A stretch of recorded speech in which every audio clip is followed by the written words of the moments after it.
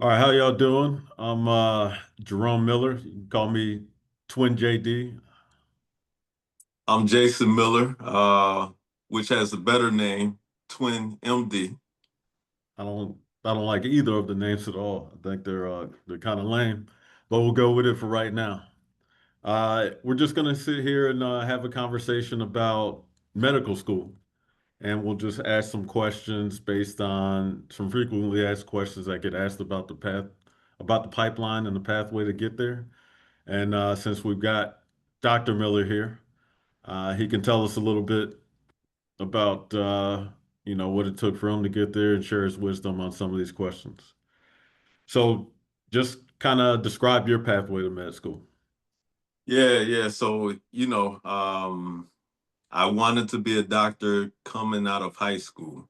And so we both were recruited for track and field coming out of college, and you decided to go somewhere down south. And because I was better than you, I went to a different school. Um, and when I say better, you know what I mean. But anyway, I majored in biochemistry. I knew that was going to be a tough and rigorous major, but I believe, it was going to be the one that would prepare me the most for the MCAT. So in college, however, I had no idea how to get to medical school. So even though I was majoring in biochemistry, I really didn't have a lot of support or mentorship. And I have some funny stories about that. So I decided I was going to be a teacher instead and trained up hundreds and thousands of doctors. And I joined the Navy to develop leadership skills to go into education. And along the way, I met a cardiologist in the Air Force who sat me down, told me exactly what I needed to do to get to medical school.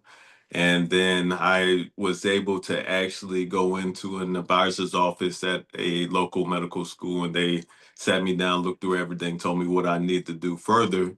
And I applied. I applied to medical school, left my old job in the Navy, and got through UVA, and now I'm in a physician. So how old were you when you started medical school? Man, don't have my gray hairs out right now, but let's see, that was back in 2021. So not to age ourselves, but we were 34. That was right before our 35th birthday. And I'm the older one, so we'll just put that out there. Yeah, you're older by a minute because I kicked you out the womb, but go ahead. Yeah, tomato, tomato. So generally, what is the process and time frame to become a doctor? And you can talk about becoming a doctor generally, and then your specialty as well. Yeah, so right now I am a general surgery intern. I'm in residency for general surgery, which for me will be 6 years total. Will be 5 years of residency plus one research year that I have to do. Now, just going from the beginning to become a physician, you will go to undergrad, which typically nowadays will be 4 to 5 or 6 years. And then during that time, usually at least after the third year, you'll take your MCAT and apply to medical school. After you graduate, you'll start medical school, which typically is 4 years. There are other programs where you could do it in 3 years, and there are ways to do it in 5, 6 years. In some schools, you have up to 8 years to finish medical school, which is a whole other conversation we can have. And then after you finish medical school, you are an MD. You're not a licensed MD, but you're a doctor. You have to do your internship, which is the first year of residency, to become a licensed physician. Um, so there are different residencies with different lengths. I'm in general surgery. The minimum amount of time for a general surgery residency is 5 years. Some places takes up to 7 years with research years. If you're doing family medicine, it's a 3 year residency. Internal medicine, 3 to 4 years. Emergency medicine, 3 to 4 years, depending if you have to do chief year, et cetera, or what the specific training place is. And then you can go up to cardiothoracic surgery or neurosurgery, which may be 7 or 8 years if they have required research. And then even after that, if you want to specialize even further, you can do a fellowship after residency, which can be anywhere from 1 to 3 years, depending on the specific fellowship. So it sounds like you're saying residency is where you start, or that's where you get your specialty. That's where you train in your specialty. That's And a exactly right. fellowship is where you get even more specialized within that specialty. Exactly. So if let's say I wanted to be a plastic surgeon, there are a couple ways to do it. I could do a plastic surgery residency right after medical school. Or I'm in general surgery now, so I would complete my general surgery residency for 6 years. And then I would do the plastic surgery fellowship after that to get more specialized in plastic surgery. All right. There's a few jokes in there somewhere, but I'll leave it alone. Uh, I have a I have a two-part question next. And it really has to do with the financial aspects of the whole thing. The first part is um, funding medical school. And then the second part is paid during residency. Could you explain those two things? And any Yeah, tips you so might have on either one? so medical school is expensive, and there's so much information that talks about how expensive medical school is. I went to the University of Virginia, and we'll just say nominally that it is $80,000 a year to go to UVA, and it could be more based on living expenses that you take on with your loans. Um, Hopefully, some things change based on legislation that we're seeing. Hopefully, something changes. But that's that's a different conversation. Speaking for today, 80,000 years at the University of Virginia. And other places, it could be more, and some places are less. Typically, people will take out loans to fund their full medical education, and then you would repay those loans after medical school. Some people are able to get their loans deferred, or they do an income-based loan repayment after medical school. But that's typically what it is. So if you're an undergrad and you're taking out loans, you go to medical school, you take out more loans on top of that. If you go to the University of Virginia, you're looking at about 320,000 based on the 4 years of education there. Um, Now, there are different ways to pay that back. So there are different loan repayment programs that exist out there. The National Health Service Corps has a pretty good loan repayment program.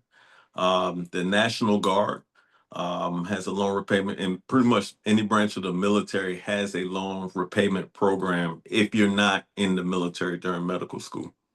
Um, there's also each state has different programs, and when you go to residency, a lot of residencies have loan repayment programs that they'll pay some of your loans while you're there. So there's a lot of different programs. If you want to do the military route specifically, there is the Uniform Services University of Health Sciences. That's a medical school that you can go to where they pay you. They pay you an active duty salary while you're there. And if you're prior military, if your salary in the military was more than what they make, you get paid that salary. There's also what's called the Health Profession Scholarship Program, which exists in the Army, Navy, and Air Force, where they pay your medical school and then give you a stipend on top of that. And then, of course, there are also some of the free medical schools that um, have been out because of the different funding that's been provided to them. There are 3-year medical schools, so you don't have to pay that 4th year. And if you want more information, please reach out. I have even more programs. Now, when it comes to residency pay, there are a couple of different ways to do that. If you're going to a civilian residency, and I say that because, of course, we have military backgrounds. If you're going to a civilian residency with no military service, wanted nothing, um, they typically have a PGY 1, and when I say PGY, that's postgraduate year. So if you're a first year resident, an intern, you're a PGY 1. Those residencies typically have a salary associated with whatever year that you are in residency. So a nearby civilian residency here, PGY 1 starts out at about 70,000. And then for every year that you continue in residency, you get a pay raise. And in the state of Virginia, typically once you get to the 5th, 6th, 7th, 8th year, if you're in residency that long, that's when you start to look at around, 80, upper 80s, $90,000 a year salary for residency. If you live like in New York, where cost of living is higher, they're making more money, but of course, the rent is eating up the money that they're making there. And then some programs have living stipends that they may provide, or moving bonuses that they may provide. There's some residency programs that have apartment complexes that they rent out so their residents can have a decreased cost of living. There are different programs that you have to look up. That's not everywhere, but there are places that do that. Could Now, you, you go ahead. just for 1 second, could you talk about, is there anything that could be non-standard for like GI Bill applicants to medical school, or do you think it's probably pretty standard for most education program, along with most education programs? Yeah, so if we're talking about medical school specifically, so I was in the health profession scholarship program during medical school, but I also used the GI Bill because we had the prior military service. So they paid for my medical school. I got the stipend on top of that, that's part of the health profession scholarship program, but I also got another stipend because of the GI Bill. Now, there are also schools like the University of Virginia. If you're a veteran, they also try to discount as much of the cost as possible. So I have other classmates that were veterans that weren't part of the same scholarship program, that got a lower rate on their education because of other money that UVA provided because of their military background. And there are other schools that are more or less friendly to military when it comes to finances, but you can definitely stack those on top of each other if you had the ability. Okay. So taking it back to med school, um, what now do you wish you had known before you went? You don't have to do it in 4 years. Number one, not everybody is doing it in 4 years. Don't you should not feel pressured to do it in that time frame. When you get to school, they tell you exactly how long you have. So UVA is, as an example, they have 8 years to complete medical school. That allows you to do other things. You can get your MBA, you can get your Juris Doctor, become an MDJD, you can get a master's, you can go travel somewhere, you can do other things during that time. You can take a break. So that's one thing. Number two, I started at 34. I was nowhere near the oldest one there. Whatever time frame that you feel is appropriate for you to start medical school is your time frame. We had people between the ages of 21 up to 46 that were starting medical school when I started. All right. And they were just as successful as each other at getting a job afterward. That is residency. The other thing is people fail. Okay. Nobody, I mean, I shouldn't say nobody. There are some people out there that, just for some reason, their brain sees it one time and they get it. All right. That's not the majority of people. A lot of people fail tests at some point. Once you get into medical school, they're not trying to kick you out, right? You're taking a spot that is in need. We need physicians. So they're going to throw resources at you to make sure that you get through and that you're successful and that you make it to residency. All right. Otherwise, that becomes a burden on society for not having that physician. Okay. And then there's always time um, for leisurely activities. It doesn't mean you don't buckle down when you need to. But people definitely made time to travel, spend time with friends, work out, do those sorts of things. Okay. So, what was your hardest struggle in med school, and how did you overcome it? Other than being Oh a poor man, guy, probably had back problems or something. no, I'm not like you. So the biggest struggle I would say was honestly adjusting from military life to medical school because being on active duty, and probably most people cannot relate to this, but there's a certain structure in how you talk to people, how you do certain things, and you go from that to being around a bunch of people that weren't military that respond to things differently. And that is a struggle in and of itself. And I think for the most part, myself included, my peers just dealt with the constant stress and pressure of medical school. And that was just a constant thing. You're constantly doing something new, being evaluated by somebody new. And there's pressure that we put on ourselves that was always pretty big. Okay. So, in terms of admissions to med school, generally, and this is from a lawyer who has never applied to med school, it seems like you have your MCAT score and then you have your undergraduate GPA. Can you talk about one, is that it? And then two, let's say I have a low GPA and a high MCAT, or low MCAT and a high GPA. What considerations or concerns should I have? Yeah, so that's a really good and loaded question. MCAT and GPA are not it. There's more than that. And I think the really good schools do a really good job of looking through an applicant's personal statement and their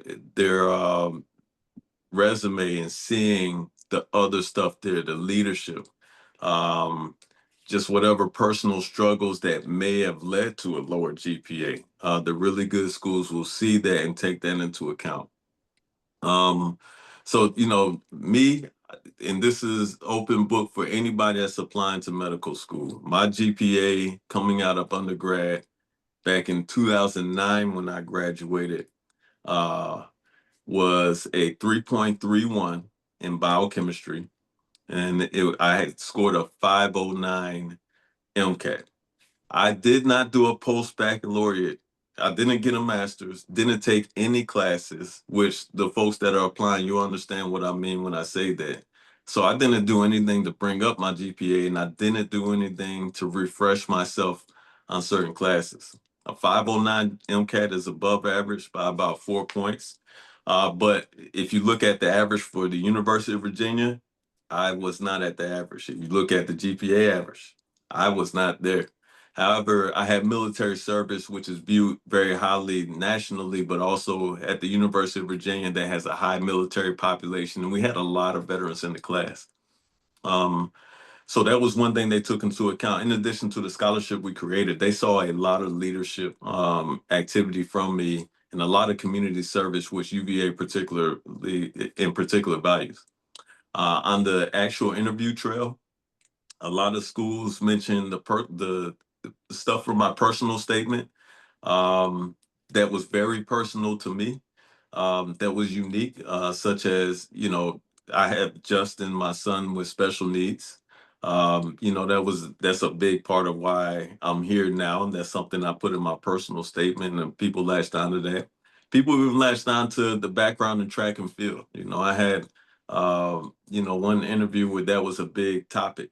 Um, and then the letter of recommendations, they do read those. And if you have somebody that can write you a really good one, I had one commanding officer from one ship that was very eccentric and charismatic, and it came off in his letter of recommendations. And there were a couple of schools that specifically mentioned that.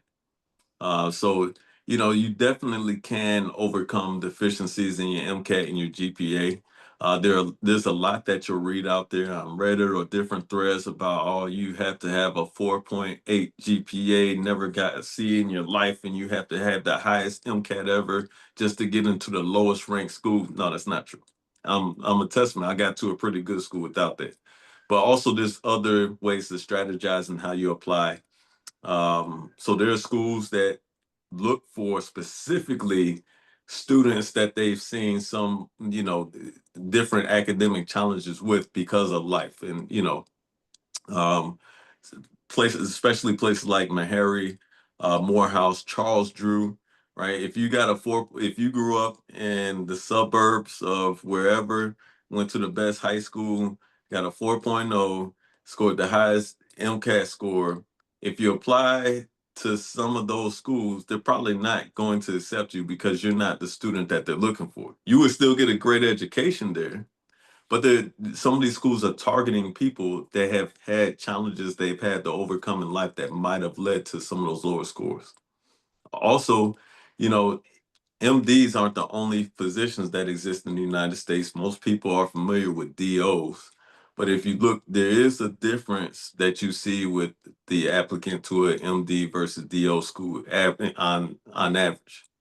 Now, when it gets to residency, we're all mixed in with each other. So I'm in a really good residency where I have DOs in my residency with me, and they're just as good as at what I do as I am, hopefully, if not better, right? And so there is no difference between the competency of the physician, whether you're a DO or MD. But if you're from a rural background, if you're from a place where you're more at risk, going to the DO school also might not be a bad thing because it may be made just for you and where you come from. Do you have to interview with every school that you apply to? Actually, technically, no.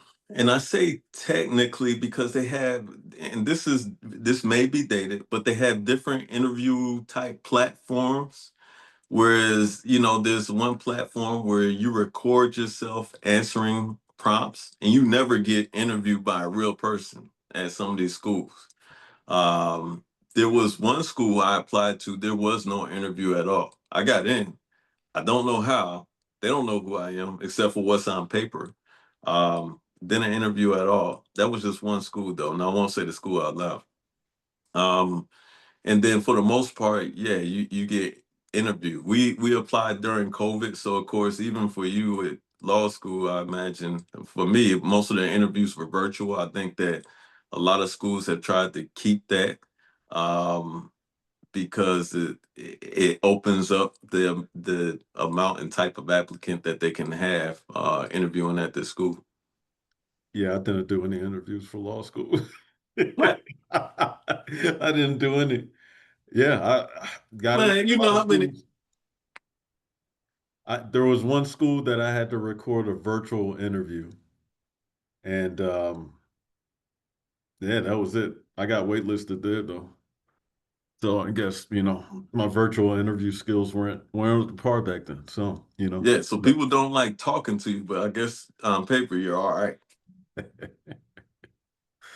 ah, jokes. They're so funny. Yeah, they are. All right. So what skills would you say are important for an incoming med school student? Adaptability, just being able to adapt to new situations with new people, um, and resiliency. And I know that word has been thrown out so many times over the last 10 years. But being able to fail and keep going, right? Or being able to, because we in medical school, in medicine in general, you will fail at some point, right? And the failure may not be a test. The failure may be trying to place an IV, right? Under the watchful eye of your attending physician. Or the failure may be trying to figure out what a diagnosis is, right? Attending physicians that have been practicing for years don't always get it right. And you have to be able to move on and say, all right, well, what's the next step? And I think that is especially true during medical school because you don't know what you don't know and you're being taught and you will constantly not get things right. And that's okay. Well, those are good answers for a motivational speaker. Uh, but I have to challenge you Okay. because I think adaptability and resilience are probably built over time with experience. Okay. So, what skills I mean, if you were a traditional student Yeah. and you don't have that time, you don't have the same experience, you weren't a surface warfare officer in the Navy eating chocolate chip cookies every day in the wardroom, what skills that a younger student may be able to work on today might be important for med school success? Okay. I think what is going on? You just putting mood lighting on? We're trying to have an interview and you got trying to set the mood. The office lights go off at it's supposed to be 7 every day. I don't know why they made it like that, but you know, some of us work late, we work hard, and that's what happens. We outlast the lights. Yeah. So Whatever. what skills that a younger student could work on, um, while they're an undergrad or maybe during gap years, would be important for success in medical school, in your opinion? So I'm gonna get back to the first two things I said, but I'll say, diligence. I would say that anything that you like doing, keep doing that thing, right? And dedicate yourself to that thing. So if you like working out while you're an undergrad, make time to work out and be intentional about that because that skill will come into play when you're trying to study for a test in medical school. Eating habits, just make sure you eat. Reading. If you can read something all the time, just in the background because, your ability to read and pick up information quickly will help on the MCAT, but it will also help in medical school where you don't have much time um, when you're presented with information and have to give an answer. Okay. Um, so I'll say that going back to the resilience and adaptability, I would say that the things you can do during undergrad or your gap years to build that muscle, you should do it. Obviously we were athletes, so we spent a lot of time building those muscles of resilience and just the adaptability because we had to, right? We learned how to fail a lot because we were high jumpers. We probably knocked the bar down more times over the years that we did that then we got over the bar. So we learned how to fit. Maybe you. I always got over the bar, so I ended on my own terms. Sure. If you ended, all right, never mind. But I would say whatever you can do to build that. And I think that also comes with saying, hey, I like to work out, so I should work out and push myself. I like to read, so I'll try to push myself to read more. Or I like to cook, so I'll try different things with cooking. Some things will work and some things won't. Like, I think all of that builds those muscles that come into play later on. So it can be even those small things of, constantly doing that on a day to day that will help. And then the other big thing I would say is, pour into relationships that you have now and be intentional about that and develop that muscle because those people that are here now for you will be the people that help pull you through the finish line when you don't feel like going on because that test is too hard, this information is too much, etc. Okay. So, you know, for law school at least, there are reports that the law schools have to release that are filed with the American Bar Association, and they allow you to kind of evaluate a school maybe based on acceptance rates, demographics, whether they have conditional scholarships. Are there any such reports that prospective medical students could look at to kind of help evaluate schools to determine whether or not they should go there? Yeah, so the AAMC, or what you might hear people say, the AAMC, has different reports. So they have reports on diversity of the medical schools. Um, they can talk about matriculation rates nationally. Um, and percentage of people that might be doing non-traditional, non-standard programs like MD, PhD programs where people are doing a PhD and an MD. Uh, and then the school's website themselves typically have some of the averages of information of their student that comes to that school. If you're applying to a DO school, the AACOM, or what is commonly called AA Com, they also have reports on their schools with the same information about diversity, acceptance and matriculation rates of students. And oftentimes you could look at that as cross-sectional matriculation acceptance by race, etc. And typically those schools will also have reports. Now, when you're applying to medical school, you can also pay through AAMC to get information on specific schools that talk about, some of the averages that the school may or may not provide of what the average GPA is, average MCAT is, all of that stuff. And some of them had graduation rates. Some of them should tell you what the match rate is. So what percentage of people that graduate actually match into residency, etc. What do you think is probably the most important information a student should look for? Oh man. So one thing I'll say is if there's a school in a place where you fit, um, if you grew up in Norfolk, Virginia, and EBMS is right there, if you're okay with staying home, that's probably a good school for you because you're going to be home. So many of the social pressures and anxieties you don't have to deal with. So being in a place where you fit, where you feel at home, where the staff are supportive, um, that information may or may not be readily available. That information may come from reaching out to somebody at the school. And oftentimes, what I would say is to find that fit if you are really looking at a school, if they have a Student National Medical Association chapter, SNMA, reach out to those people, right? They may have an Instagram, their website or their emails may be on the school's website. Reach out to them because a lot of times I know, at least for us, if somebody reached out, we got them on campus and we showed them around and we had conversations with them. And that's when you could see fit there. I think that's one of the biggest things because every medical school is hard. I mean, the worst medical school is medical school, right?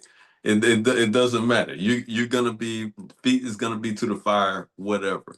But if you're around people that are supportive, with faculty and staff that are supportive, that can help get you through. Well, it's possible a student may have other concerns like you talked about match rate, that might be an important thing. Or maybe are there schools that, you know, are more likely to get you into certain specialties? Are there schools that have higher failure rates? Are there schools that, um, have worse employment outcomes? Things along that line? Yeah, so that's definitely a big topic, and that's a big topic with a lot of asides to it. And I would say, by and away, being in a supporter program is the most important. There's a physician shortage and a impending even greater shortage because a lot of our physicians are older. They're going to be retiring.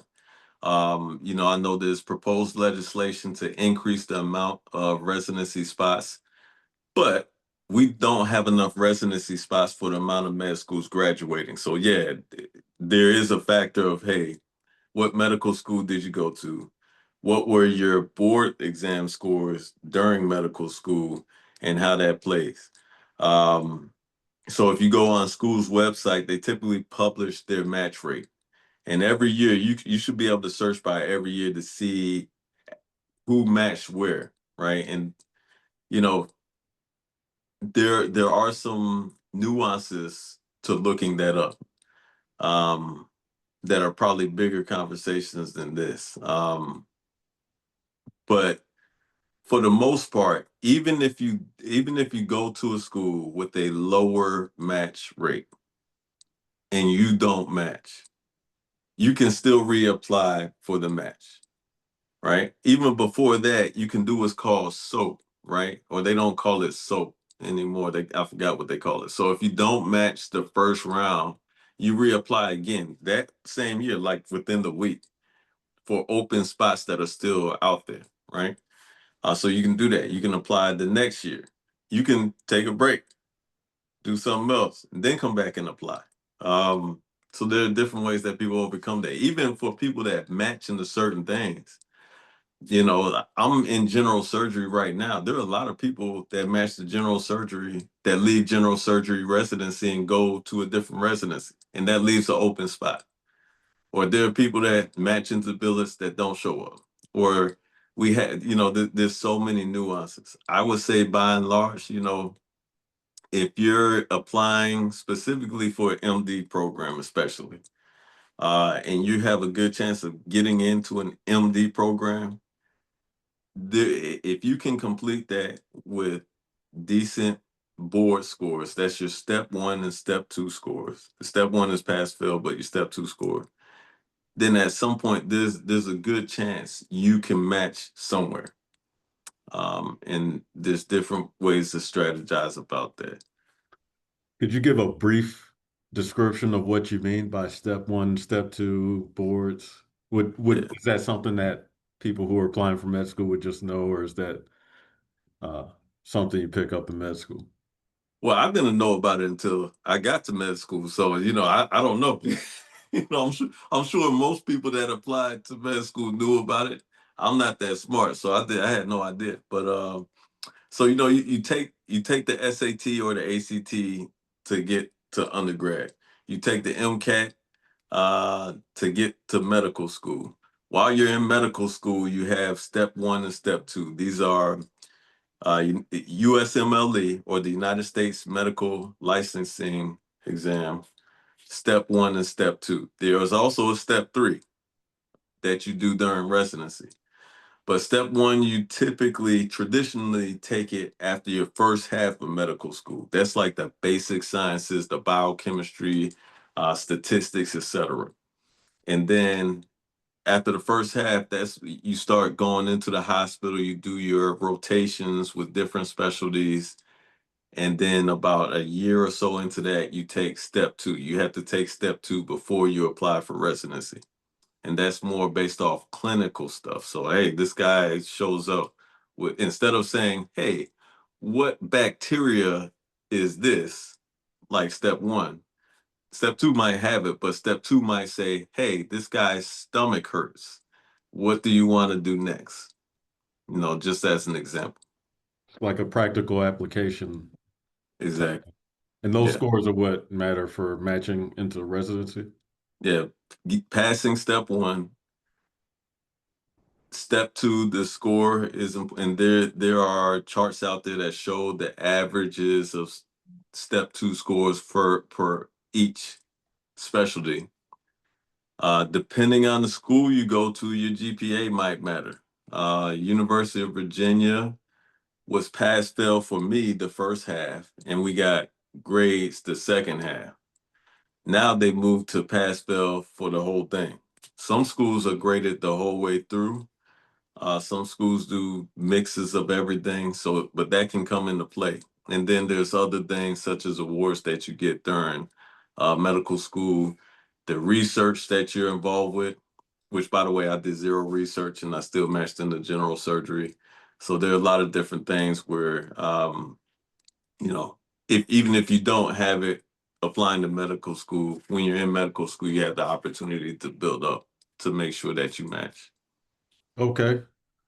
This next question, I've gotten this a lot talking to pre-law students, especially at HBCUs. So just keep that context in mind. But do you think that the college that you graduated from prepared you more for medical school than some other colleges might have? You know, So I went, went to a PWI, a major Midwestern PWI, the University of Missouri, majoring in biochemistry. And of course, biochemistry out there is agriculturally based, right? It's not necessarily, I mean, you learn about um, animal sciences out there in this big vet school, but, a lot of research based institutions. So I would say, from the aspect of learning the basics, there's a lot of stuff I remember, basic biochemistry, like the structure of amino acids and secondary and tertiary structures and all of those things of and how things come into play when these things form up in their secondary. All of that stuff I never had to restudy, and I hadn't seen it in like 13 years because it was drilled so much into our heads at Missouri. So I would say, yeah, that played a big role. However, there are a lot of schools that do a really good job. I think the thing is not necessarily the school, although I think that plays a role. I think the school may play a role in getting accepted or getting the interview, but in actual preparation, you know, I believe, if I had majored in molecular biology at Hampton University, I believe it probably would have prepared me, maybe not the same exact way, but I definitely would have felt prepared. I think if I would have done biochemistry at other smaller schools that actually teach biochemistry, yeah, I think I would have been prepared. What you'll see, what I think you'll see a lot in terms of preparation for that first day of medical school is not necessarily the school. That's the big deal. I think it's the major.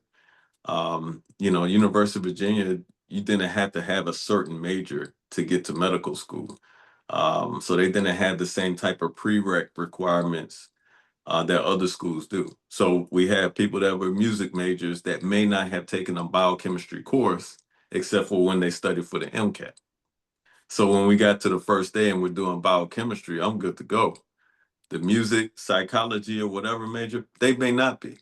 Now, they still graduated. Those guys are doctors and they're doing very well. It's just that there are certain things that may have been more difficult for them that are different, that were different for me. So, you know, I would say, what is your major? What is the focus of that major? And different schools may have different focuses for their majors, but I would say, I don't know if the school necessarily, but that's me. If you ask somebody else, they may have a different answer to that. Yeah, and I mean, yeah, I guess I haven't been to med school, so I'll stay out of that one. Uh, can you talk about MCAT prep? So, how did you study for the MCAT? Mhm. What do you think are some important things for people who are studying for the MCAT to do? Um, and then, like, how far down the pipeline is that something they should actually consider altering course for? Is it something like I'm a freshman and I'm a freshman at college. I need to make sure I get this major, line up these courses, and that'll prepare me? Or is it something like, just study what I want? Because law school is really just study what you want, try to get as high as a GPA as you can, and then apply for law school. Doesn't really matter for LSAT prep. I know it's going to be different for med school, for MCAT. So, Yeah, that's an interesting question because number one, like, we're non-traditional folks, right? So I graduated in 2009 with my degree in biochemistry, and actually, I did 5 years. My fifth year, I didn't do any biochemistry. I got a minor in Black Studies and psychology, so I took a lot of psych and Black Studies course. So I applied for medical school in 2020. I took the MCAT in 2020. So there was about a 11, 12-year gap between my last biochemistry course and the MCAT. So my strategy was different probably than what the average applicant would do. Um, I knew I was strong in well, I was comfortable with biochemistry. It'd been a while, so I didn't know if I was strong or not. But so what I literally started doing was I was deployed in 2018, and I said I'm gonna be serious about studying for the MCAT. And I got a chemistry textbook and I started reading from page one. That's not the best way to do it. But I started doing that. And then I got a biochemistry for uh, a medical biochemistry book that was pretty basic in this biochemistry. And I started reading that from page one. And I got really comfortable. I got back to being really comfortable with my basic biochemistry. And so my strategy going into the MCAT for me was to anchor on biochemistry because I knew there was a lot of crossover with chemistry, physics, and biology. And if I anchored off of that and veered off of that, I thought I could do pretty well in two of the sections in the MCAT. And that's what So, happened. My chem phys and biochem sections, I scored really high. My psych and what they call the cars portion, I didn't score as high. so, Uh, yeah, so one, what it sounds like you're saying is that you familiarize yourself with what the different sections are, and you just listed them off with abbreviations. And since I'm a lawyer, I don't know what Chem Phys, yeah, yeah, Biochem, DCARS, yeah, yeah, Madagascar, yeah. Lakers, and So, Pop. so there's the biology, biochemistry portion. That's one portion. You have the chemistry, physics portion. You have the psychology or social sciences portion. And then CARS is reading. I don't know what CARS stands. It's CARS. I don't know what it stands for. It's like reading. You get a bunch of paragraphs. They say, "Hey, what happened here?" And well, I figured I would do well on that because I read all the time. No, it didn't work. But that was that was me. But now for most other people, I'll say this: it might be different. So if you're a freshman at Xavier University down in New Orleans, I'm pretty sure that they've mentored those students, um, on how to get from day one to medical school because they have so many students that wind up in medical school. They probably have a track and a program ready for them. And I know that even at Virginia State University, the advisors have a track and program that they mentor those kids to say, hey, you need to have these classes done by here so you can be prepared for the MCAT by this time. And here's where you need to start looking at that. Nominally, they say, hey, start looking at taking the MCAT summer after your third year of undergrad, if you're only doing 4 years. If you don't plan on taking any gap years, right? And so typically like the end of the first semester of your senior year, you want to have your prereqs done so you're not worried about it. If you plan on taking gap years, then you have more time to do all of that stuff. Me, and I've shared this before, at my undergrad institution, I didn't necessarily have mentorship that was on me like that. They were surprised at somebody somewhere who probably doesn't work there anymore, so nothing against that school, was surprised at the grades I was getting. I think they expected me to have lower grades. One, because I was an athlete, and two, probably for other reasons. But there was not a lot of talk about, hey, you need to have this done by this time. Yeah. You know, Just want to switch gears for this last two questions and focus more on the road to where you got now from med school to where you are. So the first one is, um, how did you know what kind of medicine you wanted to practice? Did you go into med school knowing? Is that something you just kind of figured out while you were there? Is that something you need to know before going to med school? I would say the best approach is to go into med school open-minded. There are some people that, grew up in households with physicians or have a lot of exposure to medicine, that may have a pretty good idea and pretty good experience doing certain things. I thought that I wanted to do family medicine. I was like, I want to treat everybody. I really want to do a lot of community work, and family medicine seems like the way to do it, right? And then I did a rotation on obstetrics and gynecology, and I loved it. I love delivering babies. I love being in the operating room. And then I did my surgery rotation, and I got to do trauma, and I got to be in the intensive care unit. And I was like, oh man, I could do this for the rest of my life because I still get to see everybody. You're still dealing with social issues. And so I came out of this saying, hey, I want to do general surgery and I want to be a trauma surgeon. I went from family med to trauma surgery. And for the folks that are applying to med school and or are in med school, you know how drastic a difference that typically is. There are a lot of people that make that same choice, but most people don't go in thinking those two. But I think the best approach, honestly, is to be open-minded. I think it's to approach every single specialty like, hey, this is what I am at that moment, and then come out the other side saying, ah, I didn't like that, or oh no, I really loved it. And don't let a bias get in the way of what something that you might really enjoy that might be more fulfilling than what you thought it might be. Okay. And last one. So, can you talk about your day to day, any interesting things that you've gotten to do since starting residency, um, or anything you just think we should know? No, I mean, you know, I think there's a lot said about the stress of residency. There's the stress of medicine in general. I mean, there's a lot said about that. I think that, you know, that is definitely true. But you know, it's been very rewarding to be able to see people and hear the stories that different patients come in with.